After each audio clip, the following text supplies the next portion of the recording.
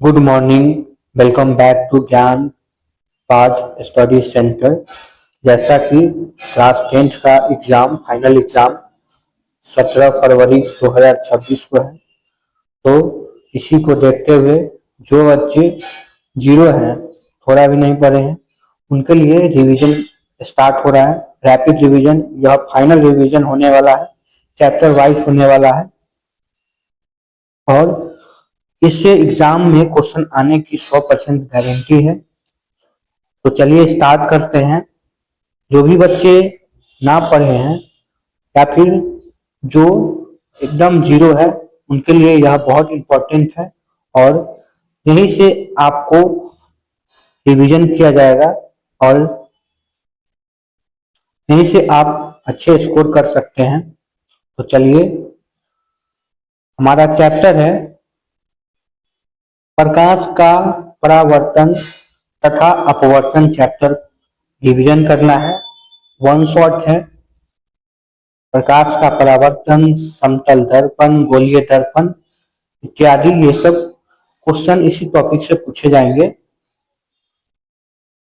तो लघु उत्तरीय प्रश्न स्टार्ट करते हैं। दिए गए उत्तल लेंस, अवतल लेंस एवं कांच की वृत्ताकार पट्टिकाओं के सतहों को छुए बिना उनकी पहचान कैसे करेंगे। ये क्वेश्चन आएगा कि आप किसी भी वृत्ताकार जो सर्कल टाइप जो पट्टिका होगा, उसको आप कैसे पता करिएगा कि उत्तल लेंस है या अवतल लेंस है, कौन सा लेंस। तो पहले क्या करेंगे, सभी को दीवार के सहारे लगाएंगे और उसके सामने एक पिन को रखेंगे। ठीक है, यदि पिन का प्रतिबिंब हमेशा छोटा और सीधा बने तो वह अवतल लेंस होगा। जैसा कि आप लोग जानते हैं कि अवतल लेंस में प्रतिबिंब हमेशा छोटा और सीधा बनता है और यदि पिन का प्रतिबिंब हमेशा सीधा और बड़ा बने या उल्टा या छोटा तो वह उत्तल लेंस होगा। उत्तल लेंस में वस्तु का प्रतिबिंब हमेशा सीधा और बड़ा बनता है या उल्टा या छोटा बनेगा। यदि पिन का प्रतिबिंब बराबर और सीधा बने तो वह वृत्ताकार पट्टिका है और जो वस्तु का अगर प्रतिबिंब बराबर और सीधा बने तो वह क्या है, वृत्ताकार पट्टिका है। क्वेश्चन नंबर 2 है हमारा, क्या उत्तल दर्पण वस्तु की पूरी लंबाई का प्रतिबिंब बना पाएगा। तो उत्तल दर्पण में वस्तु की पूरी लंबाई का प्रतिबिंब दिखाई देता है, लेकिन प्रतिबिंब बहुत छोटे आकार का होता है। जो उत्तल दर्पण है वो प्रतिबिंब पूरा बनाता है, किसी भी वस्तु का प्रतिबिंब पूरा बनाएगा, लेकिन उसका जो आकार होगा बहुत ही छोटा होगा।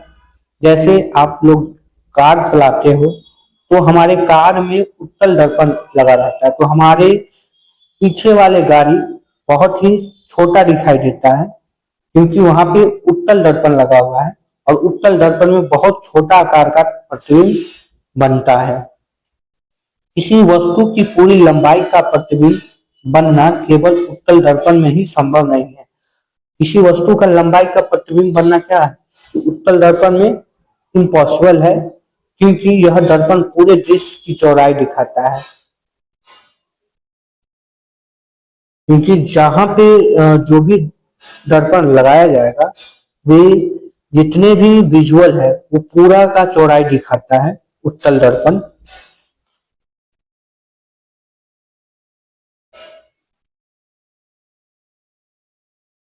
नेक्स्ट हमारा क्वेश्चन है, सूर्य के प्रकाश के उन दो घटकों के नाम लिखिए जो हमें दिखाई नहीं देते हैं।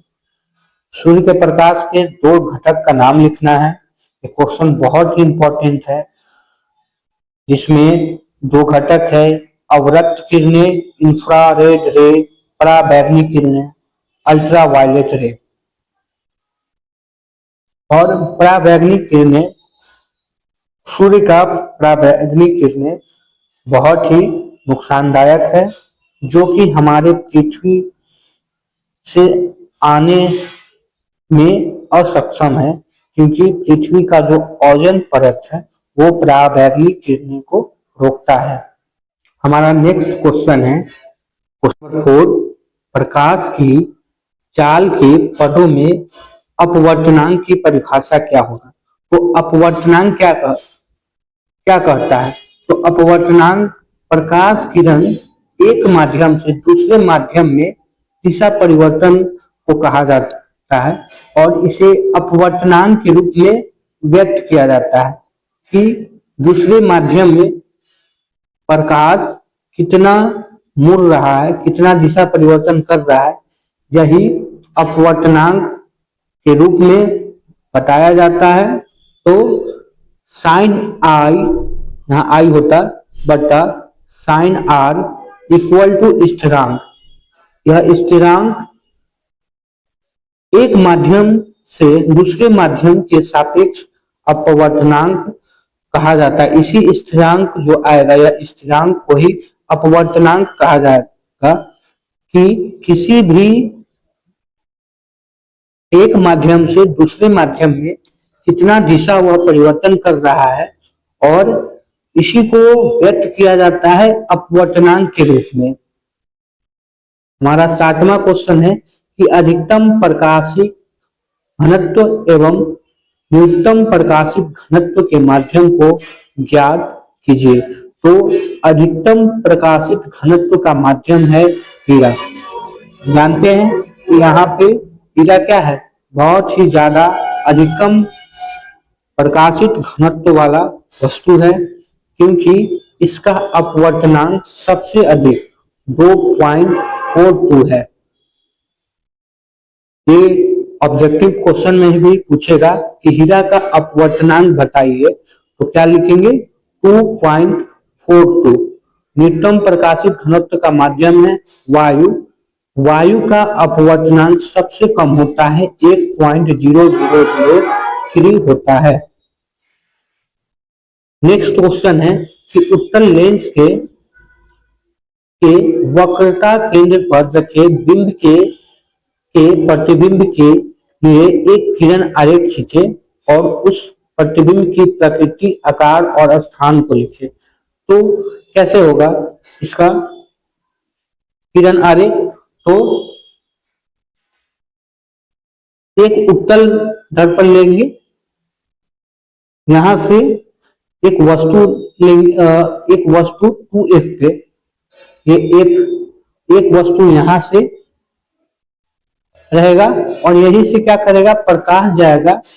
तो ये क्या होता है, दूसरी तरफ ये मुड़ जाता है फोकस से, और एक अगर प्रकाश जाएगा तो यह मूल बिंदु से गुजरेगा, जहां पे ये प्रतिबिंब 2f पे बनाएगा और एक f से यह गुजरेगा। ठीक है, तो इसका आकार और प्रकृति किस तरह का होगा। जब वस्तु की वक्रता केंद्र पर रखा जाता है, तब प्रतिबिंब लेंस के दूसरे तरफ वक्रता केंद्र पर वास्तविक एवं उल्टा तथा वस्तु के आकार का बनाता है। तो कैसा आकार का प्रतिबिंब बनेगा, तो वास्तविक बनेगा, उल्टा बनेगा। कहाँ पे, वक्रता केंद्र पे बनेगा। कहाँ पे बनेगा, वक्रता केंद्र पे बनेगा, और यह उल्टा वस्तु के आकार का ही होगा। जितना आकार वस्तु का होगा उतना ही आकार उसके प्रतिबिंब का होगा। नेक्स्ट क्वेश्चन है अधिकतम प्रकाश, ये तो हो गया है, ठीक है, ये 2 बार टाइपिंग किया गया है। 9 नंबर क्वेश्चन है वायु में गमन करती प्रकाश की एक किरण जल में तिरछी प्रवेश करती है, क्या प्रकाश किरण अभिलंब की ओर झुकेगी तथा अभिलंब से दूर हटेगी, ये बताना है। तो विरल माध्यम कौन होता है, वायु, और सघन माध्यम में गमन करने वाली प्रकाश किरण अभिलंब की ओर जाती है। ये प्रकाश के अपवर्तन का नियम है कि अगर विरल माध्यम से सघन माध्यम में प्रकाश जाएगा तो अभिलंब की ओर मुड़ेगा। जब यह सघन माध्यम से विरल माध्यम में जाएगा तो इसकी चाल बढ़ जाती है और यह अभिलंब से दूर हट जाएगा।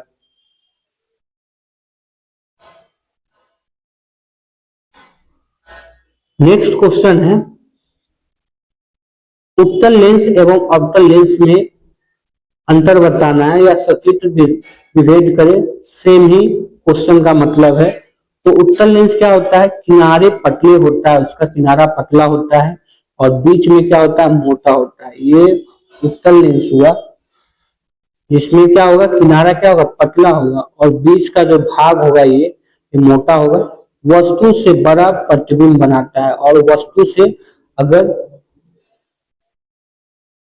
इसमें वस्तु को रखेंगे सामने, इसके सामने, तो इसका प्रतिबिंब बनाएगा, वस्तु से भी बड़ा प्रतिबिंब बनाएगा। वास्तविक और काल्पनिक दोनों प्रकार के प्रतिबिंब को बनाता है उत्तल लेंस। उल्टा प्रतिबिंब भी बनाता है और अपवर्तित किरणों को अभिसारित करता है। जो किरण क्या होगा, अपवर्तित होगा, उसको क्या करता है, अभिसारित करता है। एक जगह क्या करता है, मिलाता है, एक जगह मिलाएगा, एक जगह मिलाएगा, इसी को अभिसारित करते हैं।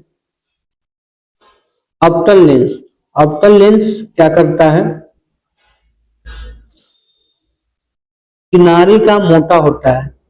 इसमें उत्तल लेंस में क्या था, किनारा पतला था, लेकिन यहाँ अवतल लेंस में जस्ट उसका उल्टा होता है। इसका किनारा मोटा होता है और बीच में पतला होता है, उसका बीच में मोटा होता है।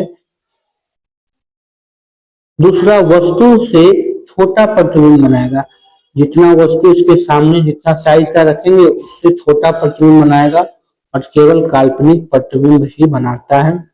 सीधा प्रतिबिंब बनाता है और अपवर्तित किरणों को अपसारित कर देता है। अपवर्तित किरणों को क्या करता है, अपसारित कर देता है, यानी फैला देता है। जैसे टॉर्च में लगा जो लेंस होता है वो क्या होता है, अपवर्तित होता है। वो क्या करता है, किरण को, अपवर्तित किरण को क्या करता है, अभिसारित करता है। 14 नंबर क्वेश्चन है, लेंस द्वारा बने प्रतिबिंब की स्थिति कैसे ज्ञात की जाएगी। तो लेंस द्वारा बने प्रतिबिंब की स्थिति मुख्य अक्ष के समांतर प्रकाश किरणों के व्यवहार से ज्ञात की जाती है। पहला, किरणें मुख्य फोकस से होकर गुजरती है। दूसरा, प्रकाशीय केंद्र से गुजरने वाले किरणों में सीधी चली जाती है। और तीसरा, मुख्य अक्ष के समांतर किरणें फोकस पर मिलती है। नेक्स्ट क्वेश्चन है कि कई वाहनों में उत्तल दर्पण को पक्ष दृश्य दर्पण के रूप में वरीयता क्यों दिया जाता है, या फिर मोटर गाड़ी में साइड मिरर के रूप में प्राय किस प्रकार के गोलीय दर्पण का उपयोग किया जाता है। जब भी हम कोई गाड़ी, कार या बाइक, तो उसमें क्या होता है, उत्तल दर्पण क्यों लगाया जाता है, उत्तल दर्पण का क्यों उपयोग किया जाता है, यही क्वेश्चन है। तो उत्तल दर्पण का उपयोग इसलिए किया जाता है क्योंकि वह क्या कर सकता है, वह पूरा उसके पीछे का जितना भी वस्तु होगा उसको पूरा प्रतिबिंब के चौड़ाई दृश्य को बताता है। उत्तल दर्पणों का उपयोग सामान्यतः वाहनों के पक्ष दृश्य दर्पणों के रूप में करते हैं। इसमें ड्राइव पर अपने पीछे के वाहनों को देख सकता है आराम से, और जिससे वे सुरक्षित रूप से वाहन चला सकते हैं। उत्तल दर्पण को इसलिए भी प्राथमिकता देते हैं क्योंकि ये सदैव सीधा प्रतिबिंब बनाते हैं। क्योंकि यह क्या करता है, सीधा प्रतिबिंब बनाएगा, जो जिस तरह पीछे का वाहन रहेगा उसी तरह दिखाई देगा उस उत्तल दर्पण में, और प्रतिबिंब बनाता है, सीधा प्रतिबिंब बनाता है, लेकिन वह छोटा होता है। जितना साइज का बस, पीछे का बस या फिर कार रहता है उतना छोटा, उतना साइज नहीं बनाता है, बहुत ही छोटा साइज बनाता है। साइड मिरर जो कि कार और बाइक में जो यूज होता है वह उत्तल दर्पण होता है। इनका दृष्टि क्षेत्र भी बहुत अधिक है। उत्तल दर्पण जितना भी बैक का जो सीन है वो पूरा को दिखाता है, क्योंकि ये बाहर की ओर वर्धित होता है। जब बाहर की ओर क्या होता है, उभरा हुआ रहता है। और समतल दर्पण की तुलना में उत्तल दर्पण ड्राइवर को अपने पीछे के बड़े क्षेत्र को देखने में समर्थ बनाता है। क्या करता है, उत्तल दर्पण पूरा जितना भी पीछे का दृश्य है वो सबको दिखाता है उत्तल दर्पण, इसलिए ये बेहतर है। नेक्स्ट क्वेश्चन है, लेंस के द्वारा बने प्रतिबिंब की स्थिति किन किन किरणों द्वारा ज्ञात किया जाता है। जो लेंस से बनता है प्रतिबिंब वह किस किस किरणों द्वारा ज्ञात किया जाता है। तो लेंस द्वारा बने प्रतिबिंब की स्थिति निम्नलिखित किरणों द्वारा ज्ञात किया जाता है। पहला, मुख्य अक्ष के समांतर आ रही किरण अपवर्तन के पश्चात लेंस के मुख्य फोकस से होकर गुजरती है। दूसरा, प्रकाशीय केंद्र, प्रकाशीय केंद्र से गुजरने वाली किरणें अपने मार्ग से विचलित हुए बिना फोकस से गुजरने वाले किरणों के अपवर्तन के पश्चात मुख्य अक्ष के समांतर चली जाती है। मुख्य अक्ष का समांतर जो किरण आ रहा है वह अपवर्तन के बाद क्या हो जाता है, लेंस के मुख्य फोकस से होकर, ये लेंस का मुख्य जो फोकस होगा उससे होकर गुजरता है। और प्रकाशीय केंद्र से गुजरने वाले जो किरण होगा वो अपने मार्ग से विचलित, मतलब बिना इधर उधर किए, वह बिना फोकस से गुजरने वाले किरणों के अपवर्तन के पश्चात मुख्य अक्ष के समांतर चली जाती है। जो मुख्य अक्ष होगा इसी के समांतर चला जाएगा, जो किरण जो भी आएगा इसके समांतर चला जाएगा। ठीक है। नेक्स्ट क्वेश्चन है, ये बहुत ही इंपॉर्टेंट क्वेश्चन है, पेरिस्कोप। पेरिस्कोप किसे कहते हैं, इसके क्या उपयोग है। पेरिस्कोप एक यंत्र है जिसके द्वारा हम छिपी हुई वस्तुओं को देख सकते हैं और सैनिक क्या कर सकते हैं, खाइयों में छिपकर मैदानों पहाड़ों को भी देख सकते हैं। और पनडुब्बी में भी पेरिस्कोप का यूज होता है। पनडुब्बी में बैठे सैनिक समुद्र तल का पर्यवेक्षण करा सकते हैं। धुंध वाले दिन में अवरक्त फोटोग्राफी इसकी सहायता से ही किया जाता है। और जब धुंध का समय होता है, ठंड में धुंध जब लगता है तो अवरक्त जो भी फोटोग्राफी किया जाता है यह पेरिस्कोप से ही किया जाता है। पेरिस्कोप समतल दर्पणों की सहायता से बनाए जा सकते हैं जो प्रकाश के परावर्तन सिद्धांत पर कार्य करते हैं। उच्च कोटि के पेरिस्कोप में प्रिज्मों का प्रयोग किया जाता है। जो उच्च कोटि के जो पेरिस्कोप जो होते हैं वो प्रिज्म क्या होता है, किसी भी सफेद किरण को 7 रंगों में, जैसे रेनबो होता है 7 रंगों को, उसमें विभक्त किया जाता है, बांटता है, 7 रंगों में बांटता है। नेक्स्ट क्वेश्चन है, प्रतिबिंब कितने प्रकार के होते हैं। तो प्रतिबिंब 2 प्रकार के होते हैं, एक वास्तविक प्रतिबिंब होता है, एक आभासी प्रतिबिंब होता है। जब प्रकाश की किरणें लेंस में से अपवर्तन के पश्चात के बाद वास्तव में दूसरे बिंदु में मिल जाते हैं। जब अपवर्तन होता है और दूसरे बिंदु में जाके मिल जाएगा तो वह प्रतिबिंब वास्तविक कहलाता है।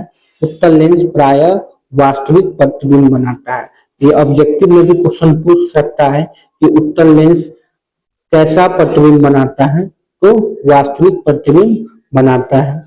आभासी प्रतिबिंब क्या होता है, जब प्रकाश की किरणें अपवर्तन के पश्चात मिलती हुई प्रतीत होता है। जब अपवर्तन होगा और यह मिलता हुआ प्रतीत होगा, एक ही पॉइंट पे मिलता हुआ प्रतिबिंब प्रतीत होगा, तो यह प्रतिबिंब क्या बनाएगा, आभासी प्रतिबिंब बनाएगा। और अवतल लेंस हमेशा आभासी प्रतिबिंब बनाएगा। यहाँ से भी एक क्वेश्चन बनता है कि अवतल लेंस कैसा प्रतिबिंब बनाता है, आभासी प्रतिबिंब। या ये भी पूछ सकता है कि आभासी प्रतिबिंब कौन सा लेंस बनाता है, तो अवतल लेंस। तो यहीं तक था क्वेश्चन। नेक्स्ट मिलते हैं नेक्स्ट वीडियो में, और इसी तरह के और भी लघु उत्तरीय प्रश्न हैं प्रकाश के परावर्तन और अपवर्तन में। तो बने रहिएगा हमारे चैनल ज्ञान पथ स्टडी सेंटर, और लाइक सब्सक्राइब एंड शेयर जरूर कीजिएगा। धन्यवाद। जो भी बच्चे 2026 में एग्जाम देने वाले हैं उनके लिए बहुत ही इंपॉर्टेंट क्वेश्चन है, और अपने दोस्तों एवं भाइयों में जरूर शेयर कीजिएगा। धन्यवाद।